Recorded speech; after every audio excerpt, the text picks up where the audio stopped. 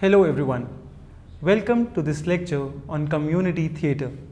This lecture is part of your paper on community, media and society. Theatre has been, since its origin, a widely used way of critical expression. Community theatre is about use of plays as a medium for spreading important socially relevant messages. People make scripts, produce, direct and act. It is aimed at people and customized to be relevant and easy to understand. The people involved in community theatre usually want to spread awareness and highlight social issues and problems faced by the community, sometimes even within the community. The plays are usually a mirror of the social happenings and are helpful in understanding the dissent of people.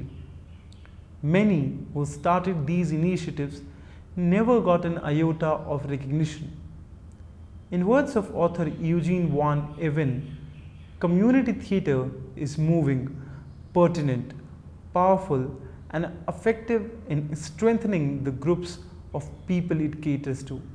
Yet, because it mostly manifests itself in out-of-the-way places, this art form is often ignored by inner city elites, by policymakers and by cultural commentators. These dedicated artists who are unsung heroes. In this lecture, we will study different community theatre initiatives across the world and in India. These groups have created impact not only in theatre studies but also in communities and societies. It is important to know the culture and methodology of work of the community itself, which provides insights into their society and culture. That helps us to know the brief history of community theatre. Art scene and background of the featured artist and the organizations can also be known by studying community theatre. Now let us look at community theatre across the world. The Theatre of the Oppressed by Auguste Boal is a non-traditional theatre style used to prompt dialogue and promote community-centered problem solving. Boal started it in Brazil and it then went to Argentina, Peru, Ecuador and France, while in exile from military dictatorship. It is a participatory theatre promoting awareness, fostering democratic and cooperative forms of interaction. Participants showcase what their priority issues are and develop short scenes based on it. Role-playing is instrumental for analyzing power and stimulating debate while trying to find solutions. It is used by organizers and educators worldwide for democratizing their organizations, analyzing problems, and preparing for action. Community theatre in the Philippines had political undertones that protested against the Marcos rule. Philippines Educational Theatre Organization, that is PETA, School for People's Theatre, found it difficult to change mentality of school teachers who gave no importance to creativity. Schools in remote areas had no infrastructure in the form of adequate number of teachers. PETA conceived the Creative Pedagogy program to develop teachers into creative individuals who passed on creativity to their students. They formed the Metro Teen Theatre League, a network of youth theatre groups based in different high schools around Manila. Community plays were implemented through basic integrated theatre art workshops in educational institutes, churches, and small organizations. It played an instrumental role in mobilizing the people against Marcos' regime. Many veteran artists left PETA as they found it difficult to raise money for payments. Theatre in Los Angeles was influenced by film and television industry, especially Hollywood. Los Angeles boasted of good infrastructure for theatre. It housed many community theatre groups like Cornerstone, Latino Theatre Company, Bilingual Foundation of Arts, Latin Theatre Initiative, the Hispanic Playwrights Project. Cornerstone worked at the grassroots. Sally Gordon founded the Firebird Theatre Company. Her plays were directed at children and were innovative with adaptations of myths, folk tales, classical and original plays. The highlight of her plays was use of live music, dance and participation from audience. Performances took place at schools, museums, libraries, festivals, theatres, prisons, old age homes, and for physically and mentally handicapped adults. Gordon conducted workshops with limited number of participants to identify potential theatre artists. She tried to infuse continuity in community theatre endeavors. There is no written history of Costa Rican theatre. It relies upon the oral ones. Alfredo Catania, former director of Costa Rica's National Theatre Company, was instrumental in bringing all theatre groups of Costa Rica under one umbrella, that is Argentinian Federation of Independent Theatres. Themes for the plays emerged from doctors, lawyers, farm workers and students. He set up the first official theatre school which the government brought under the Ministry of Culture, Youth and Sport. The Cuban Revolution helped grassroots theatre workshops. There were two separate ensembles within National Theatre Company. One composed of young actors called Chayotera and the other was a repertory company performing in National Theatre, conducting workshops in big factories. At the end of each year, both the repertory and Chayotera collaborated for a joint production at the National Theatre. The Taller Nacional de Teatro was formed as an extension of National Theatre Workshop. The TNT insisted more on process rather than high production quality.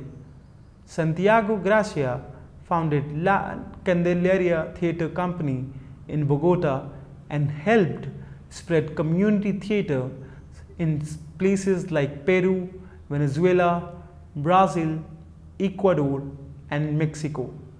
Colombian plays are known for meticulous structural analysis. Danilo Montoya founded Agua Marina, whose maiden show was based on politicians who never delivered their promises. While politicians in power felt threatened, the opposition wanted to use them for selfish benefits.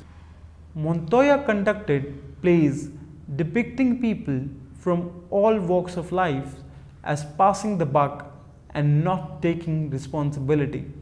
This did not go down well with many viewers. Their plays explored deplorable conditions of prisons and prisoners, especially mentally challenged ones. Punta Arenas of National Theatre Company accused them of adhering to the elite society and not highlighting problems of lower classes. Kenyan theatre was influenced by British culture as it was under their rule for nearly a century. Kenya was projected as a failed state with corruption and violence by Western media. This led to simmering discontent among people projected in the street plays. British expatriates dominated the theatre scenes, which occasionally had the original Kiswahili play. In a cultural turnaround in the 80s, playwright-director John Ruganda from Uganda and Jody Graft from Ghana inspired formation of student theatre. Ngaga, a Kenyan writer, prioritized Kenyan, East African, African and Third World literatures over Western literatures, which resulted in establishment of African Studies Department and an Afrocentric Literature Department. In 1974, the Free Travelling Theatre was founded, which fought for freedom of expression as community plays were censored by the government. Ngaga wrote in Gikyu, so his plays were translated in other African languages. Implementing plays in more languages brought crowds from all over. Participants including rich, middle class, poor, landless farmers and seasonal laborers. The play Mate Njogora depicted the heroic struggle of Kenyan workers against the British. It was banned by not allowing actors to rehearse and destroying the stage. Ngaga went into a self-imposed exile after strong protest from police. This act of government proved the power of community theatres. FTT aroused the suspicion of the authorities and many artists left the country. FTT was replaced by People's Art, a group from the University of Nairobi. Participation increased and plays touched upon issues like road safety and sexually transmitted disease. FTT was revived in 1984. Richard Forthingam and David Watt, two of Australia's leading scholars of community theatre, researched the change happened in government arts funding, leading to prolific community theatre movements of 1980s in Australia, resulting in formation of death-defying theatre. Australia was going through its worst economic crisis and the rights of Aborigines were being withdrawn in 1997. The DDT started staging plays against this background by employing immigrants from western parts of Australia who came in search of a living anticipating an industrial revolution. DDT began offering free community theatre workshops financed by local councils or housing departments in 1983. They taught children circus skills by going to under-resourced housing estates. DDT's plays were visual treats with music in background. Their flagship play was Cold Town, promoted by the Australian Council. In 1990, Fiona Winning was appointed artistic coordinator with the main responsibility to reorganize funding for DDT. In 5 years, she made DDT a financially sound and rich theatre group by convincing Australian Council Theatre and New South Wales Ministry of Arts. Her play, Blood Orange, dealt with feminine issues of body, health and sexuality through storytelling and song. It was taken to schools with the help of health department, highlighting issues of eating disorders and HIV/AIDS. Theatre in Belgium was either classical or contemporary. Audience was only 2 to 3% of the population, consisting of high and middle classes. Peasants, formed the non-audience. University groups and several companies decided to perform for that non-audience, which evolved into action theatre. There is considerable debate over whether action theatre is a form. It is proposed that it takes all forms. It's a theatre made by people themselves to narrate their stories. 30 important themes have been dealt with in the past decade, including oppression of women, cultural identity, racism, and xenophobia. And many other themes like these have been explored. From evolution perspective, action theatre has been found to a union of popular cultures and socio-cultural action. Stage is an integral and definitive part of action theatre. It is a reproduction of the way group looks at society. On stage, everything is relevant because it is an inception of power and its reproduction. Every time a person performs, they choose for whom they perform and for what. The group is the eminent character. No performer should perform for personal profit or the glory. Each performer wants the audience to profit by the play. Action theatre thrives on expression and emotion. Free expression is necessary but not sufficient. Emotion is important, but when it relates to the stakes. Now let us look at community theatre across India. Jan Sanskriti started its work in a small village in the Sundarbans in 1985. Drawing inspiration from Augusta Ball, it evolved as the first space in India to channel the theatre of the oppressed.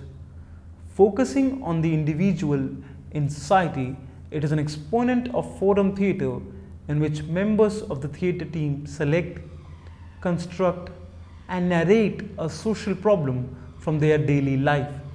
This problem is then posed to the audience, who are active participants in a dialogic exchange that breaks cultural silence and taboo. Theatre extends beyond a performance to become a conversation about the ailments of society. At present, Jan Sanskriti has up to 30 satellite teams that range across India, from West Bengal to Gujarat and all the way down to Karnataka. Their performances attract up to 2 lakh spectators every year. They address multifaceted and pertinent issues such as domestic violence, child marriage, human trafficking, illicit liquor, etc. The forms they stage are adaptive and localized, emphasizing on the actor as an activist that can foster a revolutionary energy amongst the people. Jan Sanskriti organizes a biannual theatre festival called Muktadhara, which brings together a large number of people from all over the world, participants, practitioners, and academics. They have large number of all women teams that personally spearhead gender issues. Apart from workshops, they explore means to connect with communities through cycle rallies, padyatras, flood relief assistance, and learning centers for young children. Their artistic intervention is inherently political and revolves around spectator who takes the reins to guide society from the real to the ideal. The self-innovating cultures of 15 peasant women and 2 male animators belonging to the rural cultural action groups led to formation of Garib Dongari Sangathan of the Village Community Development Association in Pune district in June 1991. This group functioned as a study group that conducts extensive research, obtains oral narratives, and discusses lives and problems of deserted peasant women. The participants being all social animators who help deserted women in their home, personal lives, and in the court of law. The group resorted to the effective medium of street theatre to create a deeper visual impact on the minds of spectators regarding grave concerns of deserted women. By engaging with this group and its plays, they believed that the masses would formulate a critical public opinion regarding these issues and will gradually translate their opinions into constructive actions by taking charge of their lives to get rid of these oppressive socio-political circumstances.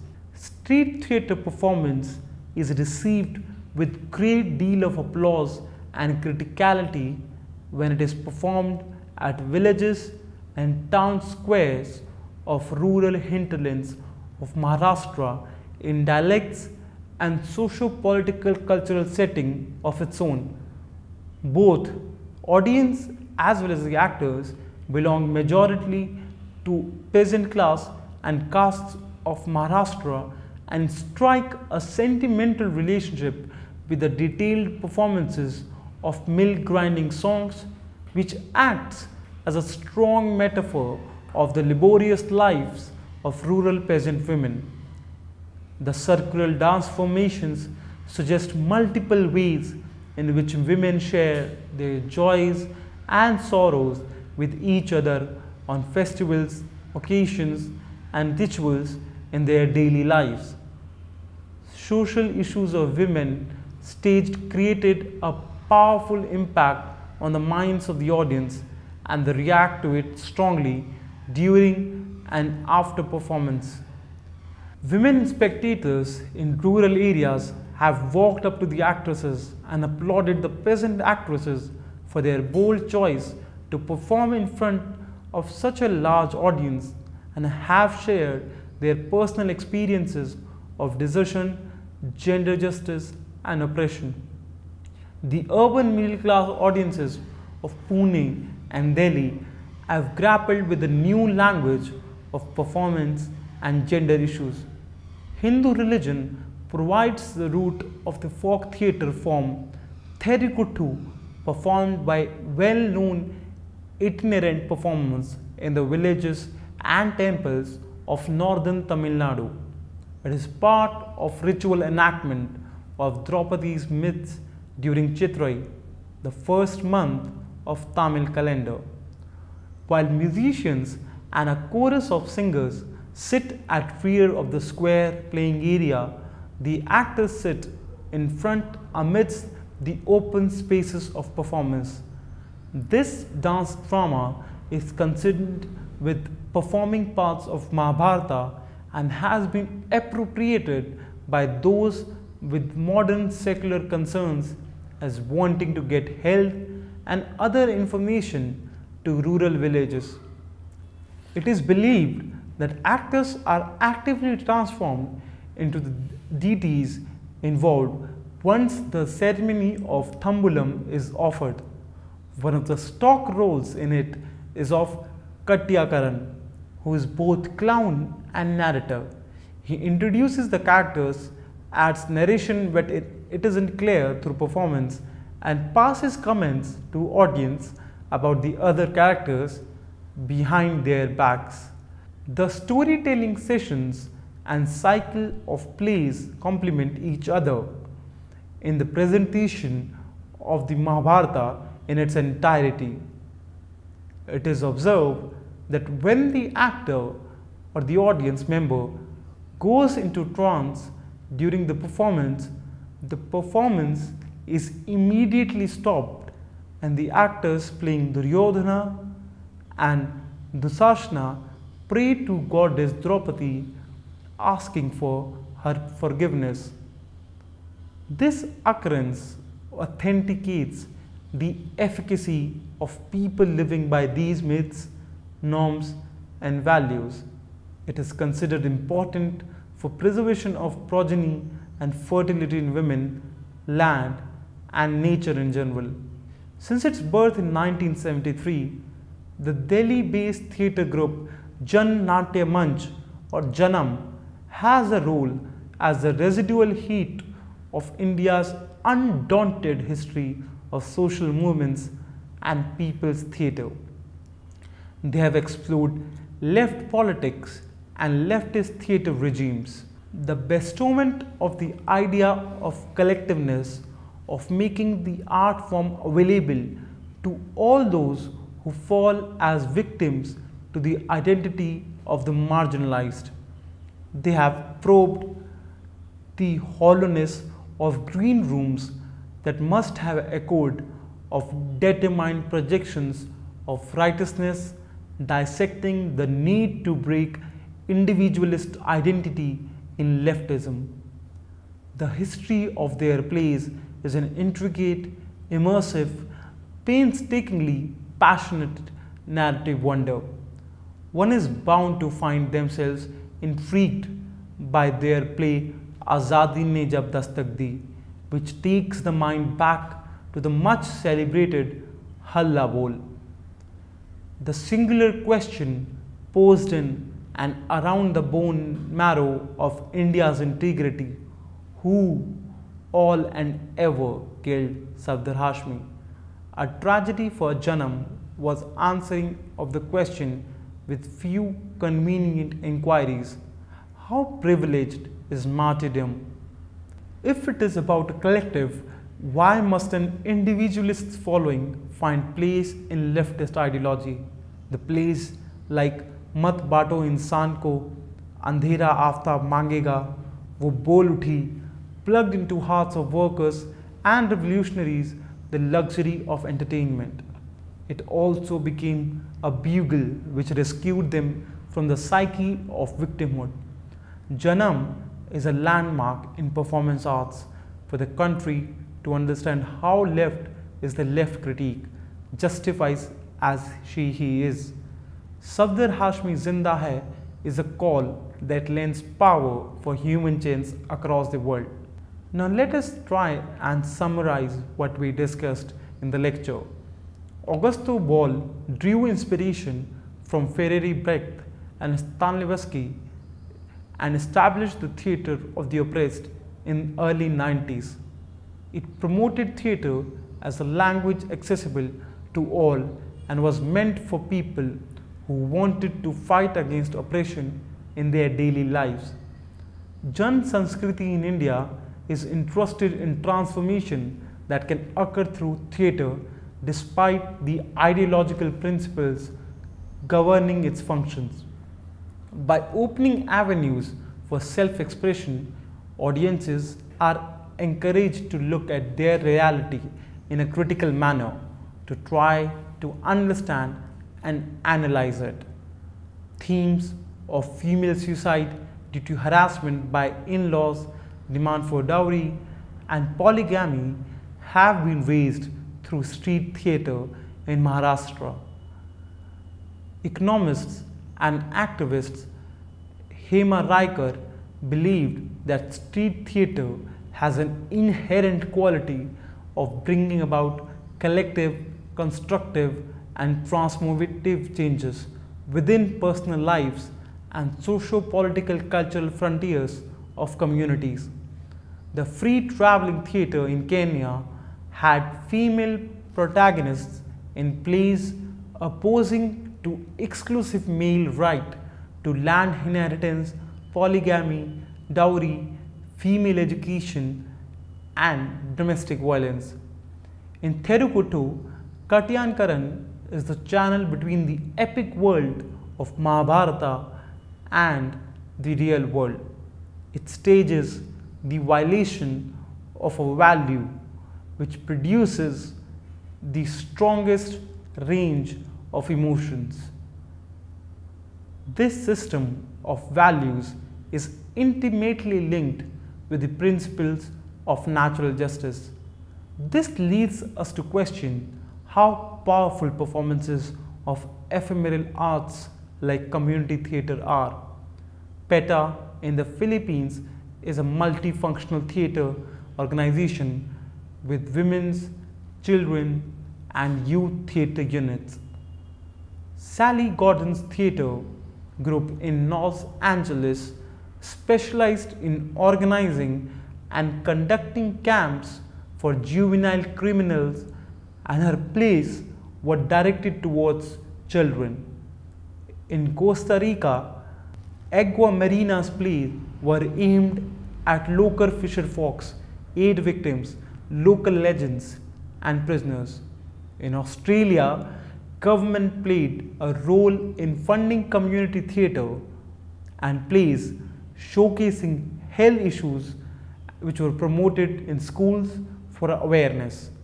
Janam's conviction and need for a self-conscious disclaimer explains the difference between a campaign and passionate performance appeal.